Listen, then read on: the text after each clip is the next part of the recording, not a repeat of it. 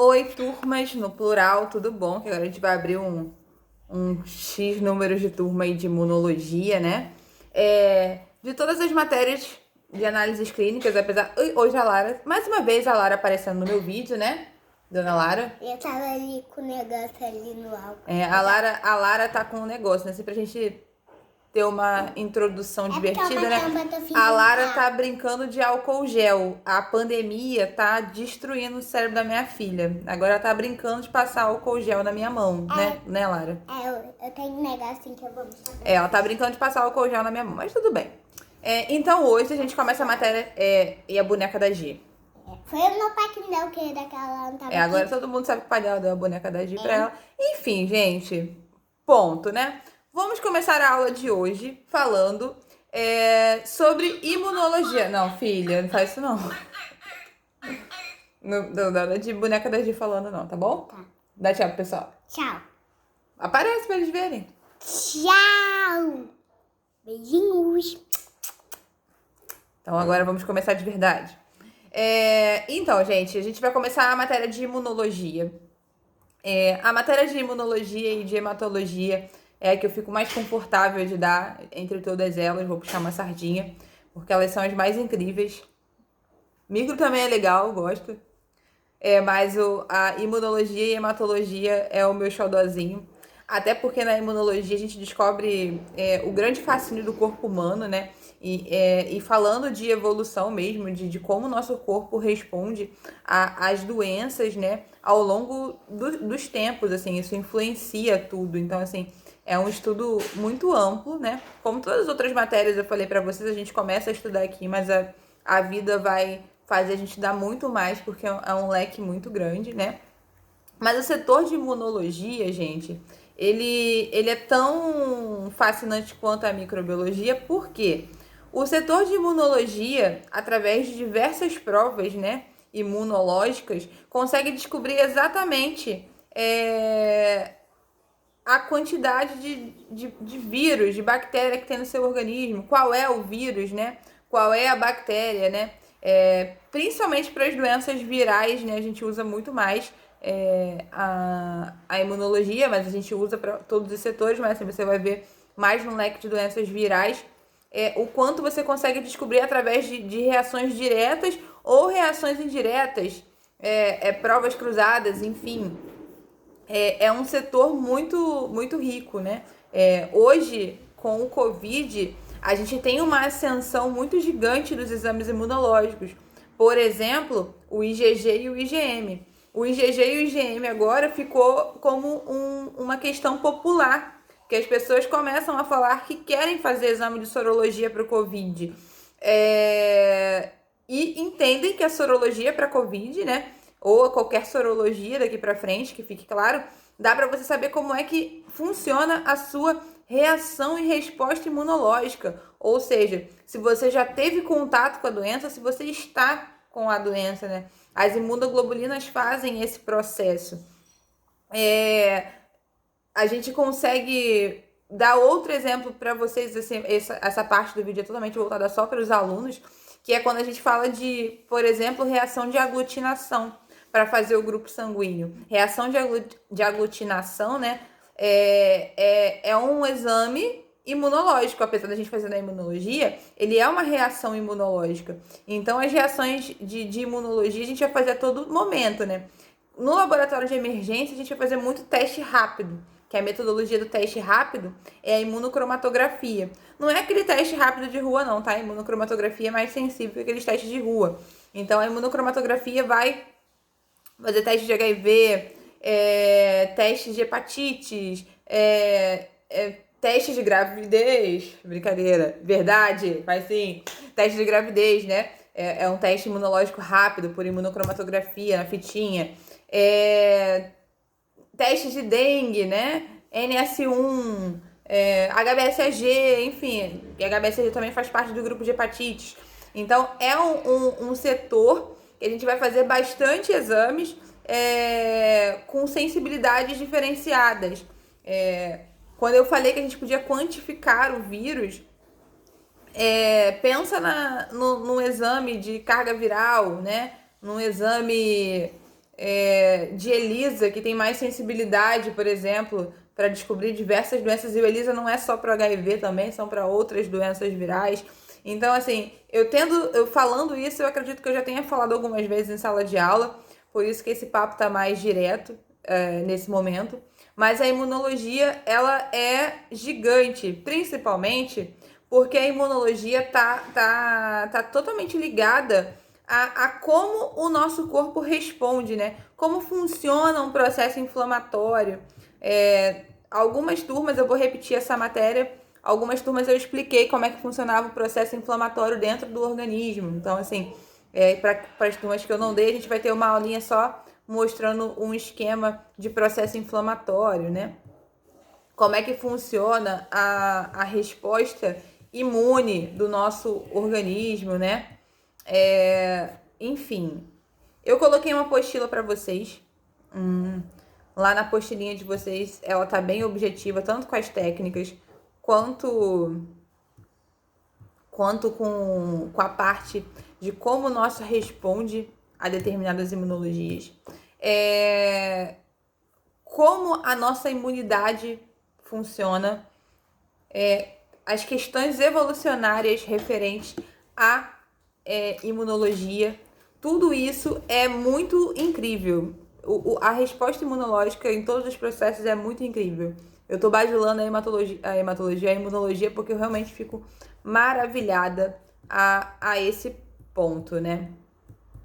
O que acontece? Quem já teve aula de hematologia vai lembrar que eu falei de órgãos. Órgãos que produzem células, né? Primeiro, órgãos hematopoéticos, tá? Quem não teve hematologia vai ter o bizu agora. Não, mas eu já falei com certeza isso, mas tudo bem, vamos repetir, né? Órgãos hematopoéticos, né? Quem é o nosso principal órgão hematopoético? Quem é? Todo mundo falou medula óssea? Medula óssea. Medula óssea tá onde? Nos ossos longos, né? O que acontece? Quando a gente fala de células de defesa, a gente vai estar falando de um grupo de células específicos. Que células de defesa, o grupo de células específicos, são os leucócitos, né? Ou célula série branca, né? Mas a série branca eu acho muito feia, a gente trabalha numa área que a gente estuda a célula o tempo todo, a gente sabe que os leucócitos têm grande variedade, né? Então, o leucócito não é uma célula de defesa. A gente tem vários tipos de células de defesa. Então, eu tenho um eosinófilo, que ele vai reagir em reações parasitárias ou em reações alérgicas. Eu vou ter um linfócito, que quando ele aumenta na minha corrente sanguínea, eu vou ter um processo de infecção viral. Eu posso ter uma neutrófilo, aumento de neutrófilos, né? Uma neutrofilia, e eu posso ter um aumento de alguma doença bacteriana. O aumento dessa célula está indicando que eu estou com uma doença bacteriana, uma monocitose, ou seja, monocitose também. Eu posso estar vendo, né, o bastonete neutrófilo em grande aumento, e eu também tá falando de que eu tô com uma infecção séria e essa célula não tá conseguindo nem chegar a um segmentado neutrófilo. Então, são coisas que estão diretamente ligadas à hematologia, né? Porque a gente vai fazer esse link toda hora quando a gente estuda imunologia junto com hematologia, mas que essas células são produzidas em um local diferenciado. Então, quando eu falo de órgão hematopoético, para não confundir, hematopoiese, eu tô falando da proliferação, do crescimento, do amadurecimento das hemácias na medula óssea. Na medula óssea só cresce hemácia? Não. Porém, não é o foco de crescer ou amadurecer, né? Sofrer aquela linhagem celular, né? De leucócito. Lá, o crescimento principal é por conta das hemácias. Mas alguns leucócitos começam, né, a se diferenciar lá na medula óssea. Então, ele termina lá, ele amadurece lá? Não. Para não ficar perdido, para não esquecer esse processo, né? Lembrar de célula e falar de qualquer órgão, né? Ele sendo linfóide ou hematopoético, é lembrar que toda célula, ela tem que fazer a gente tem que fazer uma analogia com o que a gente é, com o que todos os seres vivos são. Por quê? Todos nós, seres vivos, né, a gente tem uma característica em comum. A gente nasce, cresce, se reproduz e morre. Isso é uma característica em comum. O que eu quero dizer com isso? Que a célula ela precisa nascer, crescer, ficar criancinha, amadurecer, né? Adulta e ficar idosa e falecer. A célula passa por esse processo. Então, quando quando a célula sai para a corrente sanguínea, ela já é uma célula madura. Então, o exame de sangue que a gente faz o certo é ter células maduras. Quando a gente encontra células jovens na corrente sanguínea, a gente está com algum problema. Pode ser uma infecção, pode ser uma infecção forte, claro, né? Não é uma infecção urinária que você vai na emergência, toma aí um Bactrim, tá ok, não. É uma infecção mais forte, pode ser câncer, né? Que a gente já conversou sobre o que é o câncer, né? O crescimento desordenado de células. Existem diversas coisas que podem acontecer para células jovens estar na corrente sanguínea. Tô dando esse rolê todo aí para falar sobre isso, por quê?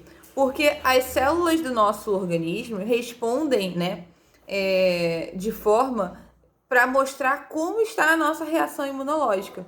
Então, todo dia o nosso corpo pode mudar um crescimento diferenciado de células para proteger a gente ou, né, para dizer, né, que está acontecendo alguma coisa. Ele te dá um caminho de dizer se é uma doença viral, se é uma doença bacteriana, se é uma doença parasitária, se é uma crise alérgica. Ele te dá o caminho todo. O sistema imunológico, ele é extremamente inteligente. Então, entender imunologia é entender como funcionam as reações do corpo. Por que eu tenho que entender como é que funcionam essas reações do corpo? Porque quando eu vou fazer os exames imunológicos, eu faço,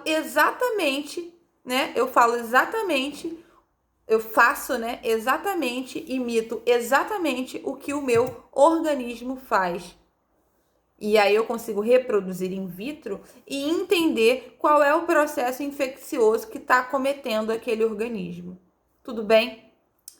Então chegamos ao ponto de entender que medula óssea produz hemácias, mas alguns leucócitos, células de defesa, começam a ser produzidos lá. Mas eles terminam, né, de serem amadurecidos para serem enviados para a corrente sanguínea no tímino baço.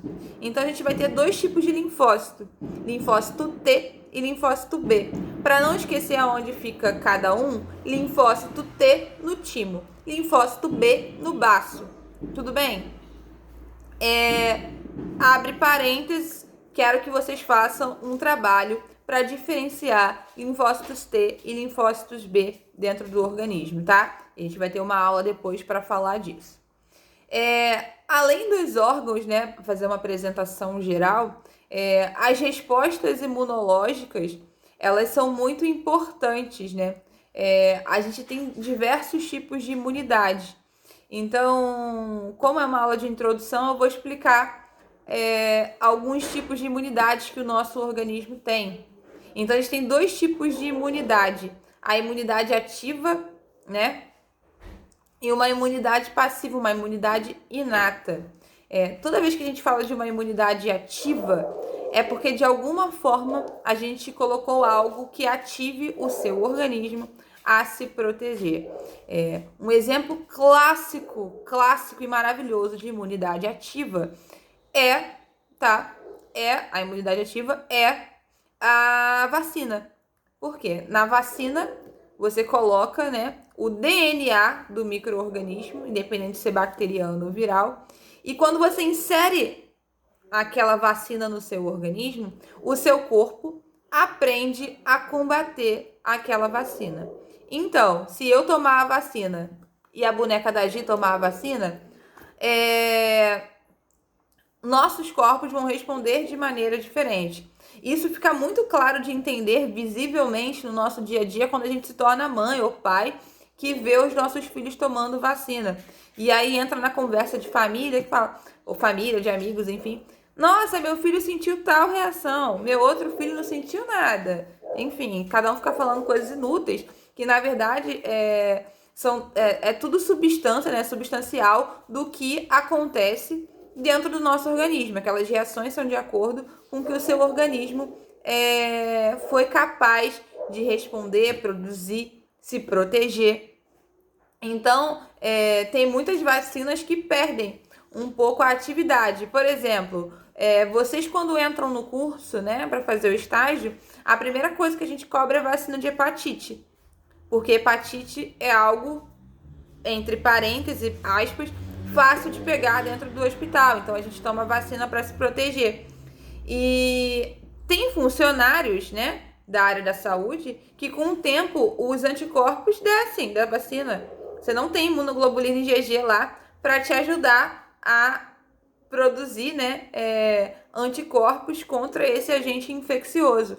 É a prova de que a vacina ajuda muito, porque ela está ensinando o seu corpo a combater determinada doença, né? Então, é uma toxina boa, né? Então, ela com o DNA da doença, você consegue criar anticorpos e lutar contra diversos micro-organismos. Existe também uma imunidade inata. A imunidade inata é aquela que, independente de você tomar vacina ou não, independente de qual é o micro-organismo, né, você consegue se proteger de determinado organismo, independente da vacina. Então, por isso que às vezes algumas doenças, né, em determinado corpo, ela vai funcionar de uma maneira, em outro corpo funciona de outra maneira. Para vocês terem noção que tudo tem a ver com a nossa imunidade, e são coisas simples, né? Toda vez a gente só pensa numa reação bioquímica, né? Do corpo combatendo, lutando contra as células, né? Mas quer ver um exemplo de imunidade inata simples? É quando a gente coloca alguma comida estragada na boca. Qual é a nossa reação? A gente joga fora. Geralmente, comida estragada, ela não tem um gosto doce, né? Nem salgada. Geralmente, a comida estragada, ela tem um gosto amargo pro enjoativo. E o nosso corpo entende que aquilo é ruim. E qual é a reação do seu organismo? Exatamente, cuspir. Você achou que cuspir era só cuspir? Não. Cuspir, né?